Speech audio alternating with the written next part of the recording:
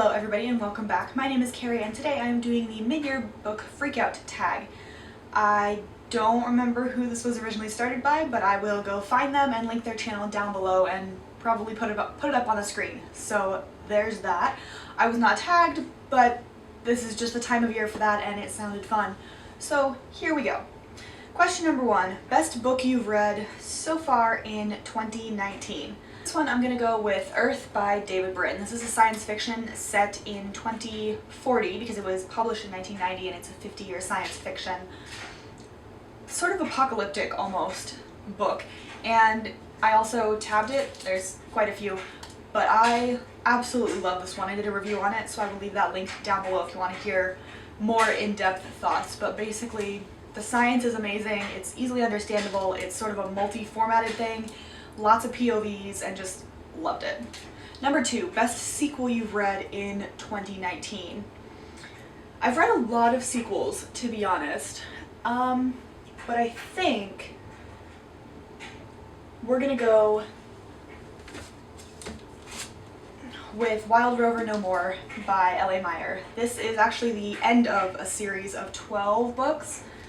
1, 2, 3, 4, 5, 6, 7, 8, 9, 10, 11, 12. Yep, 12 books that follow Jackie as she gets into all sorts of trouble in the beginning of the 19th century. She starts out as an orphan in the streets of London, cuts her hair, runs away, and joins the Navy as a boy.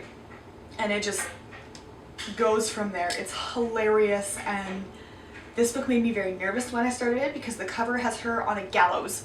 She's escaped death so many times that I was incredibly nervous starting this book. However, it ended up being an absolutely fantastic ending to the series.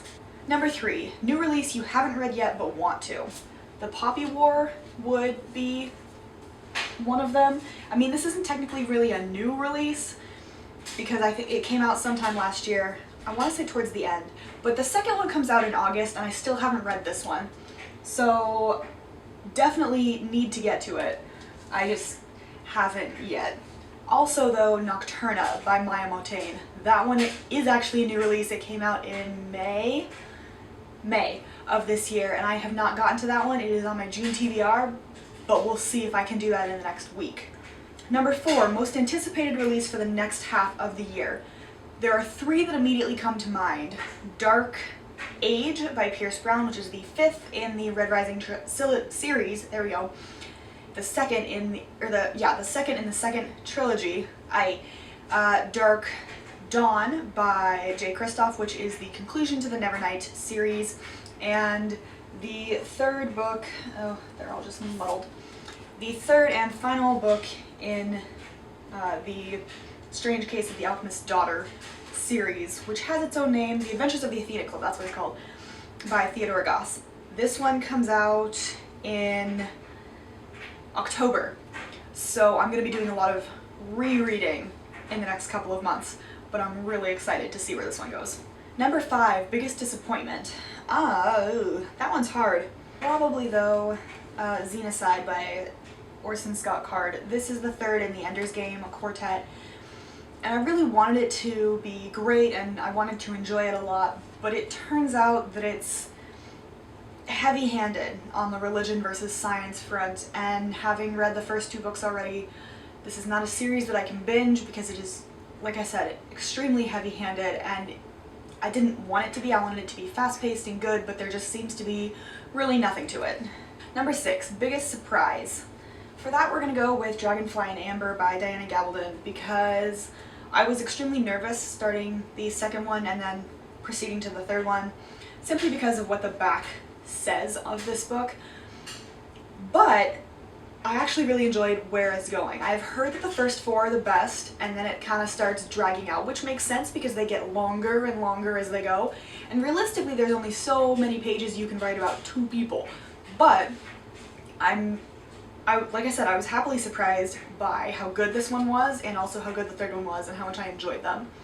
So I'm excited to continue and see what happens from here. Number 7, favorite new author, and this can be either an author that is new, like a debut, or just an author that is new to you. For this one, I'm going to go with the Roman Mystery series by Caroline Lawrence. She is a new author to me. I was intrigued by the series when I heard about it from Abby over at Autumn of Eleanor's channel. So I found the first 3 in my library and proceeded to buy them, but they're currently on their way, so give it a minute. And I really enjoyed it. They are a sort of primary school level mystery set in ancient Rome. It starts out in Austria and then they move to a small town somewhere near Vesuvius, right about 79 AD. I thoroughly enjoyed watching the characters meet and develop. I do think the 3rd book did the best of that, but it makes sense that it would do that because it is the 3rd and it has already set up the stage for how these characters react to certain things, most of their backgrounds, etc. So she's my favorite new author. Number 8, newest fictional crush. I hate this question. I don't have one. I don't remember falling in love with any character. So there's that. Number 9, newest favorite character. It's not this book, it's the first one in what I call her duology. The first one being Confessions of a Young Nero. And this one takes up right after the events of that first book. But the first one is Nero's reign from when he takes over, or more specifically when he's a child, so about 6, until the Great Fire. I don't know if it was called the fire, but basically when Rome burned down, which is where this one picks up. And I think Nero was a fascinating character to watch, and he was highly enjoyable as well in that book, which is why I picked up the second one.